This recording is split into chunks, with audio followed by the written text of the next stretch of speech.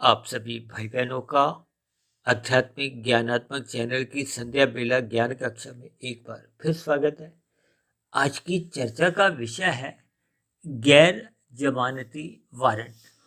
देखिए, ये कुछ इंग्लिश के शब्द हैं, कुछ को हमने इंग्लिश के शब्द को हिंदी में ले लिया, क्योंकि हमने अपने वीडियो के नाम में देखिए गैर जमानती तो हिंदी में लिखा है और वारंट शब्द को हमने इंग्लिश में लिखा है।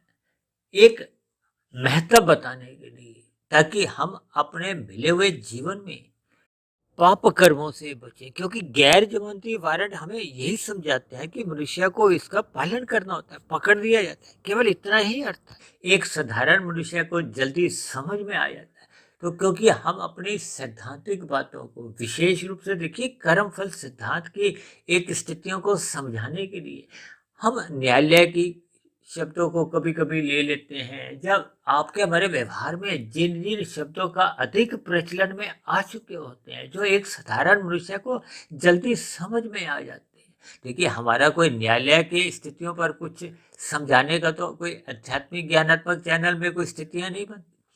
लेकिन हम उस आध्यात्मिक ज्ञानात्मक चैनल पे सदा ही आत्मा, परमात्मा जो कि एक चेतन और परम चेतन सत्ताएँ हैं, इनके ऊपर हम अपनी चर्चाएं करते हैं। जब प्रकृति के तीन गुण, तमोगुण, रजोगुण और सत्वगुण, और इन तीन गुणों से ही आपके हमारे तीन शरीर बने हैं, स्थूल शरीर, सूक्ष्म शरीर और कार्य शरीर। क्योंकि स्थूल शरीर दिन भर जितनी भी देखिए क्रियाएं करता है, उसको मनुष्य योनि में देखिए कर्मों से जोड़ा जाता है। क्योंकि आपके हमारे क्रियाओं का, कर्मों का जब अन्य जीवों पे कुछ प्रभाव पड़ता है, देखिए संसार में सभी सरकारों द्वारा कहीं ना कहीं कुछ नियम कायदे बने होते हैं, उनका पालन करना एक सरकारी आदेश है, जिनका पालन करना आवश्यक है। हालांकि देखिए शास्त्रों में भी ऐसे आदेश दिए गए हैं कि ये करो, ये मत करो। इसी तरह देखिए सरकारों द्वारा भी समझाया जाता है कि ये करना है, ये आपने नहीं करना, ये आपके एक अधिकार हैं, ये आपके अन्य प्रतियों के लोगों के प्रति आपके कर्तव्य भी हैं। और जब जब मनुष्य देखिए अपने कर्तव्य कर्मों का पालन नहीं करता और अन्य मनुष्यों के हितों की एक रक्षा नहीं कर पाता, उनको दुखी करता है, विभिन्न स्थितियों में देखिए अदालतों में विभिन्न प्रकार की एक धाराएं बनी हुई हैं, कानूनों की विभिन्न प्रक्रियाएं हैं।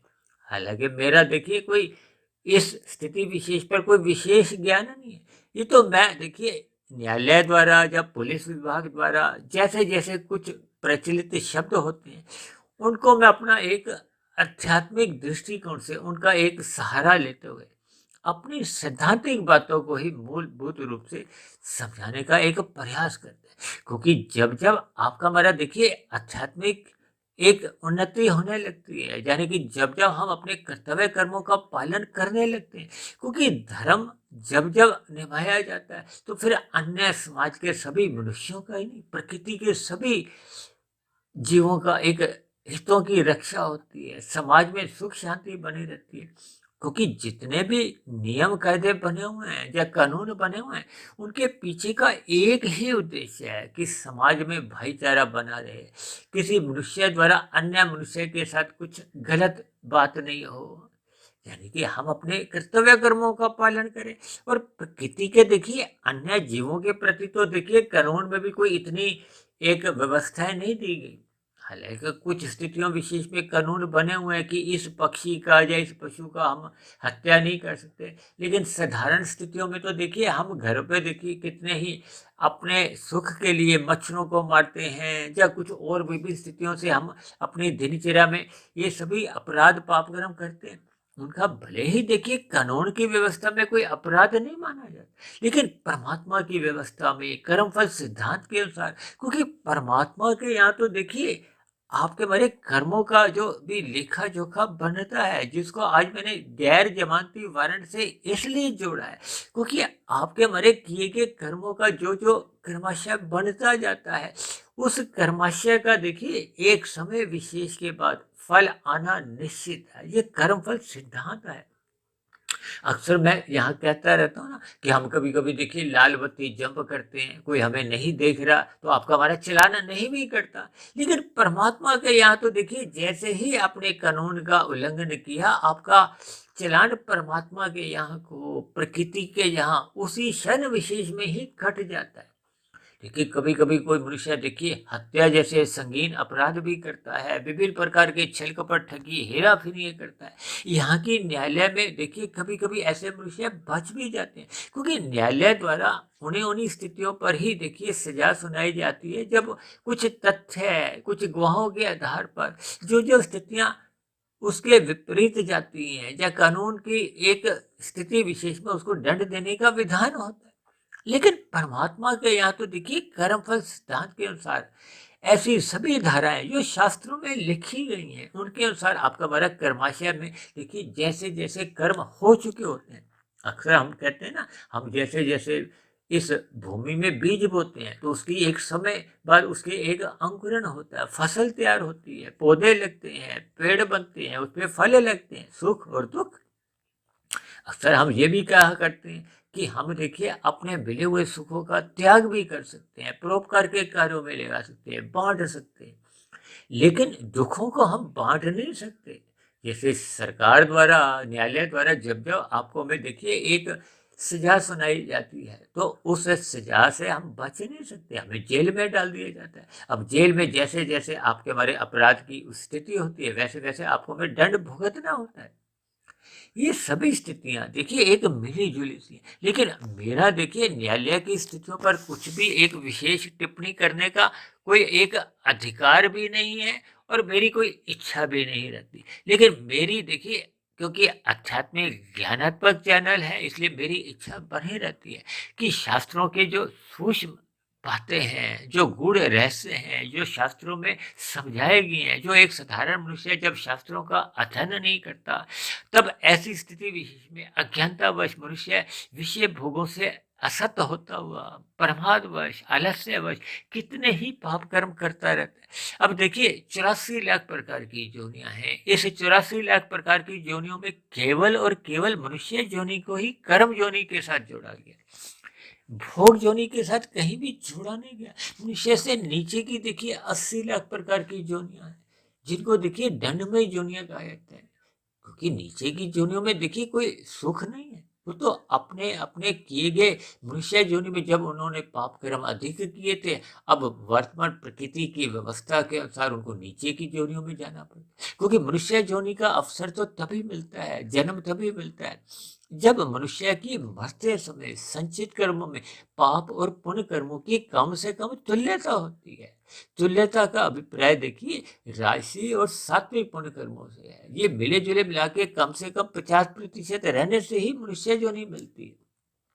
और यदि पाप कर्म जो कि तामसिक कर्म होते हैं, निषेध कर्म होते हैं, जिनका शास्त्रों में एक मना किया गया, देखिए विहित कर्म राजसी और सात्विक माने जाते हैं। सात्विक पुण्य कर्मों का विशेष हमें सुख मिलता है और राजसी पुण्य कर्मों का हमें साधारण सुख मिलता है। इन स्थितियों पर देखिए हम अक्सर चर्चाएं करते रहते हैं। लेकिन ये जो पाप कर्म है ये एक प्रकार के गैर जमानती वारंट इसलिए हैं क्योंकि इन सभी किए गए पाप कर्मों से हम बच नहीं सकते, प्रकृति की अदालत से हम बच नहीं सकते। ऐसी प्रकृति में कोई भी शक्ति नहीं है जो आपके मेरे किए गए पाप कर्मों को समाप्त कर दे, डिलीट कर दे। किसी भी धारा में देखिए शास्त्रों में विभिन्न स्थितियां बनती हैं, लेकिन ऐसा कहीं भी मेरे पढ़ने में आज तक नहीं आया। इसलिए तो मैंने देखिए इसको कर्मों को गैर जमानती वारंट से एक जोड़ा है, ताकि हम अपने मिले हुए जीवन के अर्थ को समझें, शास्त्रों को पढ़ें, गुरुओं को सुने, गुरु के प्रवचनों को हम ध्यानपूर्वक सुने, परमात्मा का ध्यान लगाएं। हम मन के अंदर भी आपके बारे देखिए आत्मा ज्ञान स्वरूप कही गई है, परमात्मा आनंद स्वरूप सत्ता है। जब जब हम कभी भी देखिए साधारण स्थितियों में भी जब जब हम पाप कर्म करते हैं, भले ही देखिए कानून में क्या क्या धाराएं हैं, उन स्थितियों को आप एक किनारे भी कर दो। देखिए परमात्मा हम सभी भाई बहनों को समान परिस्थितियां देते हैं। परमात्मा न्यायकारी है, परमात्मा एक सर्वव्यापी सत्ता है, परमात्मा सर्वज्ञ है, सब कुछ जानते हैं। परमात्मा को किसी देखिए तथ्यों की जरूरत नहीं होती, किसी गवाह की कोई जरूरत नहीं होती। परमात्मा अपने आप में पूर्ण सत्ता है, इसलिए परमात्मा किसी का देखिए कोई पक्षपात नहीं लेते। परमात्मा के लिए तो हम सभी जीवात्मा, चाहे मनुष्य हो चाहे अन्य जीव, क्योंकि मनुष्य एक कर्म जोनी है। एक कुत्ता यदि हमें आपको काट भी लेता है तो उसका कोई पाप कर्मों का नया कर्माशय नहीं बनता, क्योंकि वो तो भोग जोनी है, उसका नया कोई कर्माशय नहीं बनता। लेकिन मनुष्य यदि उस काटे गए कुत्ते का क्रोधवश आकर उसकी हत्या कर देता है या उसको दुखी करता है, तो आपको हमें देखिए दंड देने का कोई अधिकार नहीं है। आपका हमारा पाप कर्मों का कर्माशय बनता है, क्योंकि शास्त्र आपको हमें किसी भी अन्य जीव की हत्या का कोई अधिकार नहीं देते। इन सभी स्थितियों को देखिए हमें समझना होगा। अक्सर मनुष्य देखिए अज्ञानतावश अपने जब जब दुख आते हैं, देखिए दुख तभी आते हैं जब हमने कोई ना कोई पहले भूतकाल में उसका कोई पाप कर्म किया होता है, कोई निषेध कर्म किया होता है। बिना पाप कर्म किए देखिए कोई भी दुख रूपी फल नहीं आता। ये अलग स्थिति है कि कभी कभी देखिए अन्य मनुष्यों की कर्म करने की स्वतंत्रता के कारण आपको हमें देखिए कुछ दुख रूपी प्रभाव से गुजरना पड़ता है। लेकिन ऐसी स्थिति विशेष में देखिए क्षतिपूर्ति का सिद्धांत है, परमात्मा द्वारा भरपाई कर दी जाती है। जैसे बीमा कंपनी द्वारा हम देखिए अपने वाहन साधारण गति से चला रहे हैं, यातायात के नियमों का पालन कर रहे हैं, किसी अन्य वाहन चालक की गलती के कारण हमें एक क्षति होती है, हमारा हाथ पैर टूट जाता है या हमारे स्कूटर कार को कोई नुकसान होता है, तो बीमा कंपनी द्वारा हमारी भरपाई कर दी जाती है। इसी तरह परमात्मा की भी देखिए एक न्याय व्यवस्था में एक आपके हमारे एक उस दुख की भरपाई कर दी जाती है। देखिए ये स्थितियों पर भी हमने अलग अलग चर्चाएं की हैं, लेकिन आज हमने देखी गैर जमानती वारंट से केवल इस बात पर और अधिक एक महत्ता बताने के लिए कि मनुष्य को अपने मिले हुए जीवन में पाप कर्मों से बचना चाहिए। देखिए जब हम पाप कर्म कर देते हैं तो फिर उस किए गए पाप कर्मों का देखिए बड़े से बड़ा, चाहे हम तंत्र मंत्र द्वारा किसी भी स्थिति द्वारा हम उसको टाल नहीं सकते, हम समाप्त नहीं कर सकते, क्योंकि छोड़े गए तीर कहो या बीज बोया गया, उसको हमें देखिए स्वयं ही फसल काटनी होती है। छोड़े गए तीर का जो जो हमें दुख मिलना है वो हमें ही भोगना पड़ता है। इसलिए मैंने इसको देखिए गैर जमानती वारंट से जोड़ा है।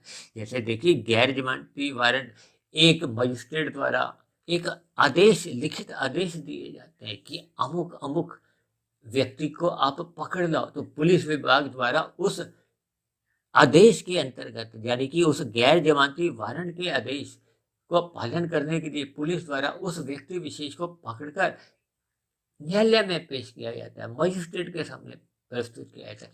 फिर मजिस्ट्रेट द्वारा, जज द्वारा, न्यायालय द्वारा उसको एक उचित दंड दिया जाता है, जैसे जैसे देखिए कानून की व्यवस्था होती है।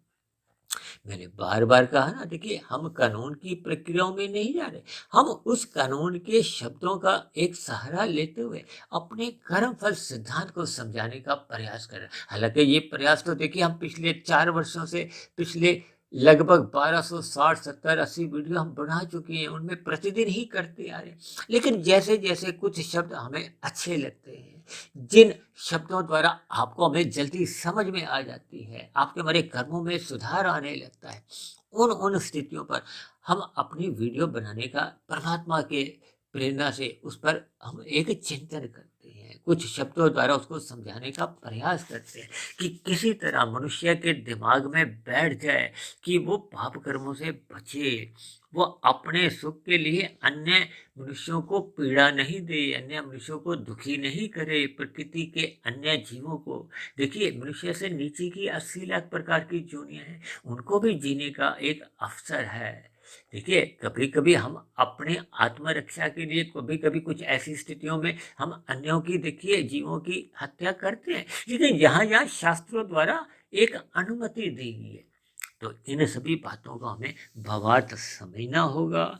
हमें अपने जीवन में ये किए गए पाप कर्मों के अर्थों को समझना चाहिए, यानी कि हमें गैर जमानती वारंट में जैसे हमें पकड़ लिया जाता है, ठीक वैसे ही प्रकृति द्वारा आपको हमें किए गए पाप कर्मों का सजा मिलनी आवश्यक होती है। अब देखिए उदाहरण के लिए किसी ने यहाँ भौतिक जगत में 9 हत्याएं की हैं। अब न्यायालय द्वारा तो देखिए एक बार ही उसको फांसी मिलती है। तब ऐसी स्थिति विशेष में प्रकृति का न्याय तो तभी माना जाता है जब उसको भी 10 बार फांसी मिलती है।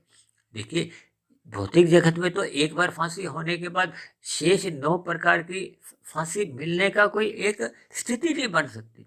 लेकिन प्रकृति की व्यवस्था में कर्म फल सिद्धांत के अनुसार, क्योंकि कर्म के साथ फल शब्द जुड़ा है, कर्म पहले होता है, फल बाद में मिलता है।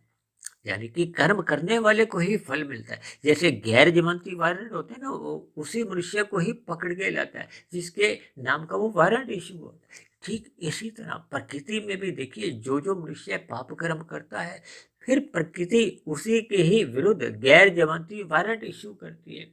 ये एक शब्दों को समझने के लिए, यानी कि प्रकृति उसको दंड दिए बिना छोड़ती नहीं है।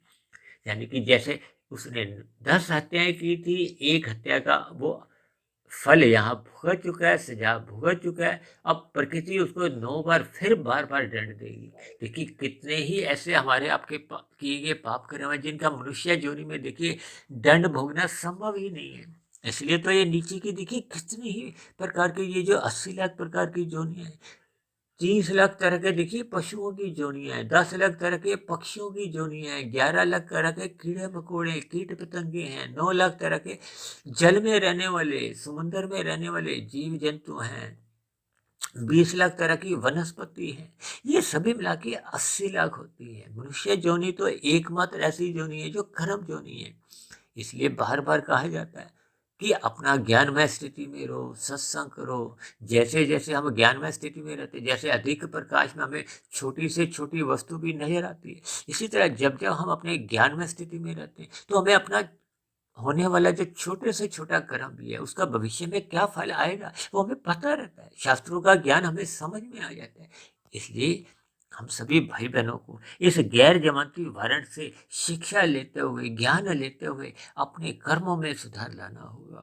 क्योंकि जब जब मनुष्य देखिए सत्संग करता है, ज्ञानमय स्थिति में रहता है, ब्रह्म मुहूर्त में उठने का अपना संस्कार बना लेता है, तब ऐसी स्थिति विशेष में उसके देखिए जो राशि विषय भोग है वो एक मर्यादा में रहते हैं। जब जब मनुष्य के विषय भोग मर्यादा में रहते हैं तो मनुष्य देखिए एक साधारण प्रसाद द्वारा ही अपनी आवश्यकताओं की पूर्ति कर लेता है। वो भोग इच्छाएं ही देखिए मनुष्य को पाप कर्म करने को एक बाध्य कर देती है। क्योंकि कारण शरीर में यदि भोगों के संस्कार ये तूफानी वेग से आते हैं, तब ऐसी स्थिति विशेष में मन में कैसे कैसे फुरने उठते हैं। वो फुरने फिर स्थूल शरीर के स्तर पर मनुष्य को बाध्य कर देते हैं।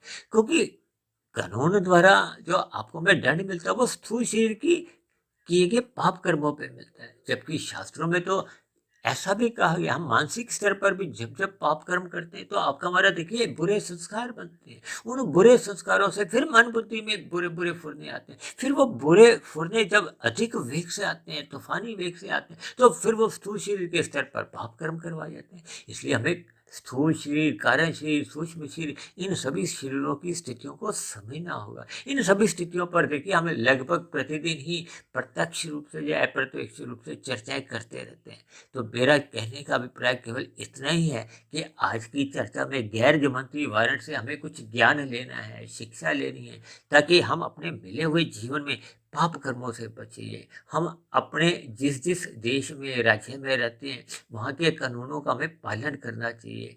हमें कोई भी अपराध नहीं करना चाहिए और शास्त्रों में जो जो विहित कर्म बताए गए उन्हीं को ही करना चाहिए। हमें निषेध कर्मों से भी बचना होगा। इन सभी स्थितियों का हम सही सही पालन तभी कर पाते हैं जब मनुष्य सत्संग करता है, ब्रह्म मुहूर्त में उठने का अपना संस्कार जगा लेता है, रजोगुण मर्यादा में रहता है। रजोगुण मर्यादा में रहने पे फिर मनुष्य का तमोगुण में गिरने की स्थितियां ही नहीं बनती। तो ऐसी सभी शुभ स्थितियां, ज्ञानमय स्थितियां हम सभी भाई बहनों के जीवन में भी बने, ताकि मनुष्य कम से कम पाप कर्मों से तो अवश्य ही बचे। ऐसी सभी शुभ स्थितियां हम सभी भाई बहनों के जीवन में नित्य निरंतर बने रहे, ताकि हम फिर आगे चलते हुए पुण्य कर्मों की ओर संलग्न हो। फिर हम निष्काम कर्म यानी कि कर्म योग में स्थित हों, फिर ज्ञान योग में, फिर भक्ति योग में। ऐसी स्थितियां बनाते बनाते हम अपने कारण शरीर को मायातीत करें, ताकि स्थूल शरीर के मरने पे फिर हमें जन्म मरण का बंधन ही समाप्त हो जाए। इन सभी स्थितियों को पूर्ण रूप से पाने के लिए हमें सर्वप्रथम अपने पाप कर्मों पर फुल स्टॉप लगाना होगा, यानी कि पाप कर्मों से बचना होगा। तो ऐसी सभी शुभ स्थितियां हम सभी भाई बहनों के जीवन में भी बने, इन्हीं शुभकामनाओं के साथ आज की चर्चा विशेष को अब हम यही विश्राम देते हैं। कल सुबह फिर मिलते हैं ब्रह्म मुहूर्त उपदेश कक्षा में। तब तक आप अपने आध्यात्मिक मित्र सुधीर भाटिया फकीर को इजाजत दें। आप सभी भाई बहनों को बहुत बहुत शुभ रात्रि, और सुबह ब्रह्म मुहूर्त में उठने के लिए मेरी ओर से आप सभी भाई बहनों को बहुत बहुत शुभकामनाएं। चर्चा संबंधित आपके मन में कोई प्रश्न हो तो आप नीचे देखिए कमेंट्स बॉक्स पर जाकर अपना प्रश्न लिख सकते हो, अपना कोई सुझाव हो तो आप सुझाव लिख सकते हो, और मेरे कहे गए शब्दों पर आपको किसी प्रकार की कोई आपत्ति हो, विशेष रूप से देखिए आज का कुछ विषय ही गैर जमानती वारंट का था, तो इन सभी स्थितियों पर यदि आपको किसी प्रकार की कोई शिकायत हो तो आप नीचे दिए गए कमेंट्स बॉक्स पर जाकर अपनी शिकायत भी लिख सकते हो। क्योंकि कानूनी बातों पर प्रकाश डालना मेरा कोई उद्देश्य नहीं था, मेरा उद्देश्य केवल कर्मफल सिद्धांत को समझाने का ही था। केवल मैंने कानूनी बातों का या कानूनी शब्दों का कुछ सहारा लेते हुए आज की चर्चा को बढ़ाया। फिर भी मेरे कहे गए शब्दों पर किसी भाई बंधु को कोई बुरा लगा हो तो उसके लिए मैं क्षमा चाहता हूँ। चर्चा विशेष को ध्यानपूर्वक सुनने के लिए आप सभी भाई बहनों का बहुत बहुत धन्यवाद।